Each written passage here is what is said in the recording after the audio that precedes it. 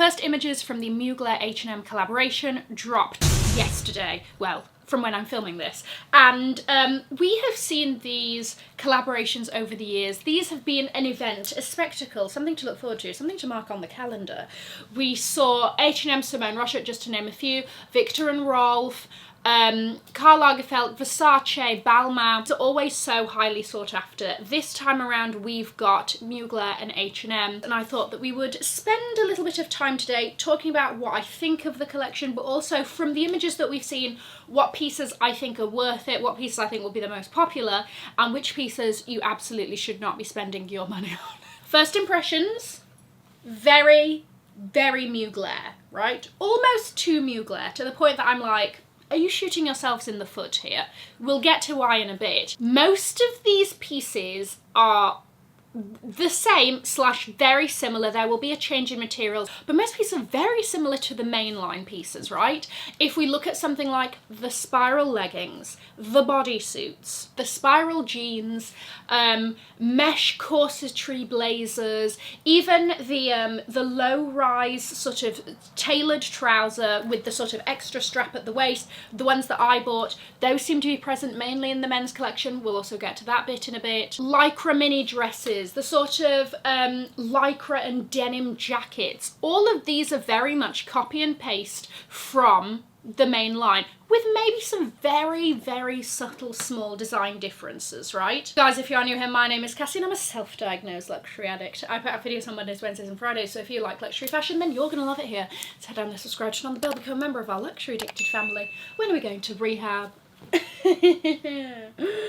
Never. So the aesthetic is very good if you have loved the Mugler designs and the price point has been too much for you, right? Because all of these are obviously going to be made in a way that is affordable. It's a collaboration with H&M. From the previous collaborations, you know, the most expensive items are maybe like around the $300, £250 mark, with most things, you know, under 100 or between 100 and 250. And this is a brilliant way to get that Mugler aesthetic without paying the Mugler price. The quality is not going to be the same, the materials aren't going to be the same, and I've done a little bit of like zooming in and trying to figure out what parts they've changed, because these images are not exactly high res. You know, I've got to get my little magnifying glass out, and those fingers are being spread very wide on the screen. One thing about these collections that I've always sort of wondered about, and I mean, I think it's just wishful thinking, is does H&M change any of their manufacturing practices,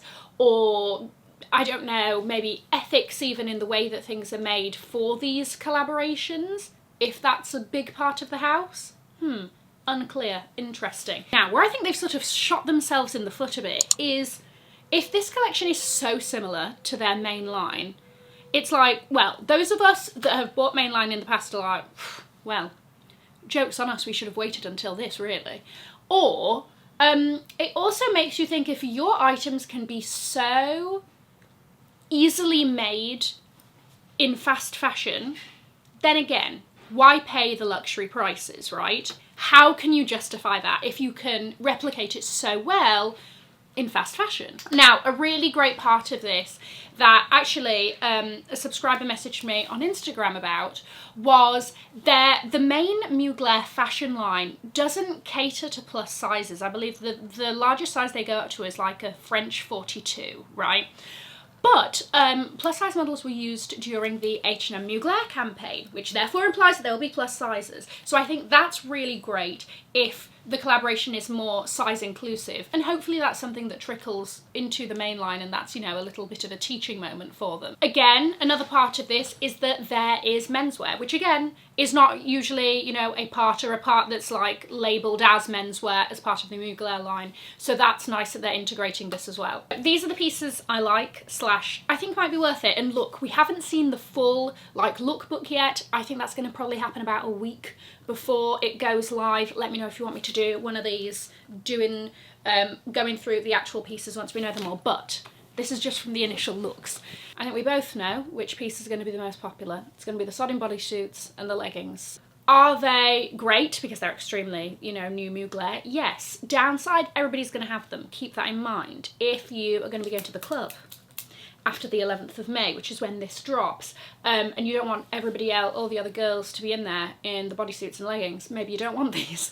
But if you don't care about that, there we go. No idea of pricing yet, but I think these are going to be definitely less than £100, $100, and these on the main line are, I would say, £400, $500-ish. What's interesting with the bodysuits that I'm intrigued to see is, let me pull one out for you. All of the bodysuits usually have this little Mugler silver detailing on the shoulder, right? So it lands just about here. And I have seen that there is some writing here on the bodysuits in the promos.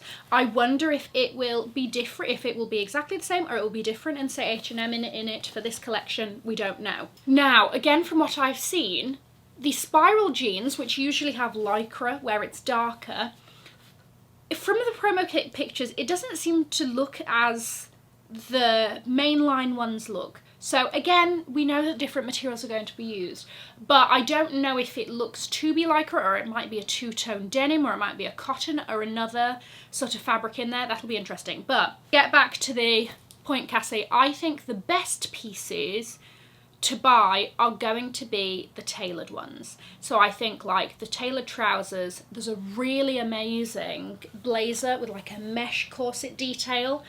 Pieces like that I think are really great to buy, because if they manage to do the cuts right, because that's an important part of Mugler, is the way that things fall. If they manage to nail that, then I think these pieces are great. They don't necessarily like shout from the rooftops that it's the Mugler H&M collection. Not that there's anything wrong with that, but again, if you want something that less people are going to have from this, then I think those are still going to look very Mugler. I do like, they seem to be doing a kind of crystal or studded version of the spiral mini dress. I like that. Interested to see what the price point is going to be, because these mini dresses are usually around $700, $600, £650, something like that. The other really good pieces to buy is that they have reproduced 2 archival Thierry Mugler books from back in the day, which they haven't done before. So one seems to be a sort of structured black dress, and the other one seems to be like a blush pink skirt suit set, something like that. Those are going to be great because those haven't been produced before. There is also a green trench that I know a lot of people are like, oh my gosh, yes, the green is a fantastic shade of green. And that also has like a drape dress that matches. Again, I like that trench. I think it's going to be a good one. What's sort of annoying with these collaborations is that you never have a chance to go in and touch them and like see how the fabrics are and how different they are to the main line, because there might not be, because we might be surprised there might not be much in it, sort of thing. Because of the nature of these things, it's like you have got to be there, digital sharpened elbows, knocking people out of the way, refreshing that sodding page for an hour before it goes live in order to have a fighting chance. So you're going to just have to succumb yourself, which also gets us onto the topic of reselling.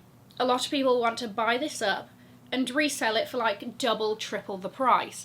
The thing is that's then going to get too close to Mugler pricing, at which point you might just be like, well, it's the same price as a mainline one, what's the difference, sort of thing. The gap between H&M Mugler and Mugler is a shorter distance than it has been for other brands like H&M and Versace kind of thing. Pieces not to buy. One in particular. The sodding belt. Don't do it. Don't do it. I don't know why they thought that this was a good idea. They could have done anything. They could have done the Mugler star, right? But no, they chose a giant M. Yes, there are SpongeBob memes to do with this. I don't know why. I don't know. There is no way that this could be styled to be nice. That's going to be on the website for a long time, because I am going to struggle thinking of the people that are going to be buying that up and thinking that's a good idea. Don't do it. No, absolutely not. Never again. Inevitably, there will also be a part of this collaboration, because there always tends to be, where they just do a load of t-shirts that say Mugler on it. You don't need it. You're just going to end up sleeping in it in a couple of months down the line, so don't bother. Also, don't feel as though you have to be sucked in. What's interesting with these sort of high-low collaborations that they do, back in the day, the hype around these, oh my gosh, The last one that I remember I was like so obsessed with was the Balmain one. Oh my gosh, you know, every device I could find on it, blah, blah, blah. We were talking about this for ages. People would camp outside of the H&M London shop for like 2 days before to just get their hands. It was a thing. It was an event, okay? And I think with how much we see collaborations in general, that has definitely died down. We're a bit more used to it. So I don't think the hype is as much. I think people are definitely still excited about it. But don't feel as though you have to get something if you're not in love with it. Don't force yourself to like something if you don't, all right? And I know that I shouldn't have to tell you that, but honestly, I need to be told that too sometimes. Like I said, this is going to be dropping on the 11th of May. They will probably release pictures, again, about a week before. Let me know if you want me to do a bit more of an in-depth when we've got an idea of pricing and all of the exact pictures and everything. What do you think of this? I think it's an interesting one. I'm going to leave a link to another video here in case you haven't already seen it. Have an amazing morning, afternoon or evening wherever you are. And in the words of my father, if you've enjoyed it, tell your friends. If you haven't, keep your mouth shut. I'll see you in my next video. Mwah. Bye guys.